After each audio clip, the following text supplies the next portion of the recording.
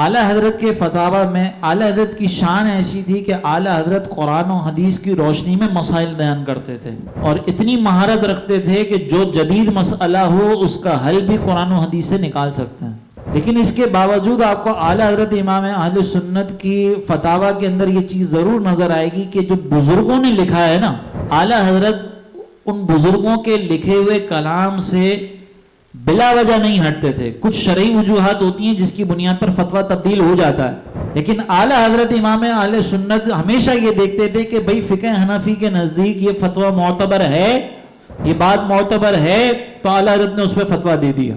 یہاں پہ میں ان لوگوں سے یہ بات کہنا چاہوں گا جو آج کے دور میں سوشل میڈیا پر بیٹھ کر یہ کہتے ہیں کہ بھائی اپنا مسئلہ میں خود سیکھوں گا، میں خود سمجھوں گا. یہ جو سارے مولوی بیٹھے ہوئے نا، مجھ سمیت، انہوں نے اپنی دکانیں کھولی ہوئی ہیں، یہ پاگل بناتے ہیں ہمیں قرآن نہیں پڑھنے دیتے، ہمیں حدیث نہیں پڑھنے دیتے.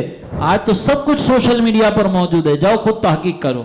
آپ ضرور تحقیق کریں، لیکن اس تحقیق کرنے سے پہلے چند سوالات کے جوابات تحقیق کے ساتھ اپنے آپ کو دے دیجئے گا.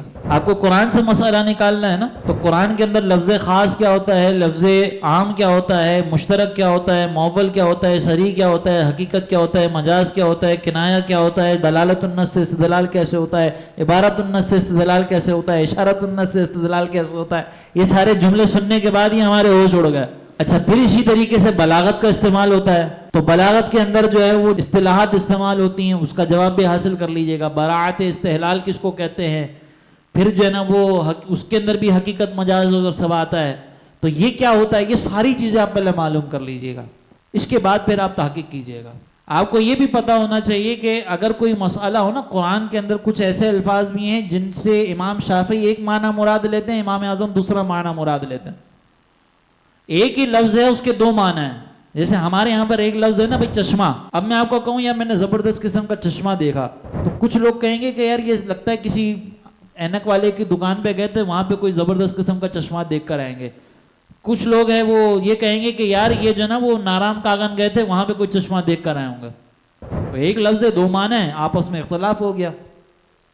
اسی طریقے سے قرآن کے اندر ایک لفظ کے دو معنی ہیں.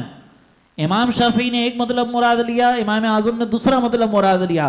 تو پہلے تحقیق کے ساتھ یہ بتائیے گا کہ اگر آپ امام اعظم کی بات مان رہے ہیں تو کیوں مان رہے ہیں، کیا قرآن و حدیث کے دلائل ہیں، اور اگر امام شافعی کی بات مان رہے ہیں تو کیوں مان رہے ہیں، اس میں قرآن و حدیث کے دلائل کیا ہے. اچھا، اس کے اندر پھر صرف یہ نہیں کہ میرا دل مان رہا تھا، میرا دل ادھر چلا گیا، تو نہیں، اس میں آپ کو پوری باتیں بتانی پڑیں گی. امام اعظم نے جو دلائل دیے ہیں ان دلائل کا رد کرنا پڑے گا، امام شافعی نے جو دلائل دیے ان کو ثابت کرنا پڑے گا. اور اگر آپ امام شافعی کا رد کرتے ہیں تو پھر ان کے دلائل کو رد کر کے ادھر والی بات ثابت کرنی پڑے گی. جب آپ یہ کرنے میں کامیاب ہو جائیں تو پھر آپ دل کھول کر جا کے تحقیق کیجئے گا.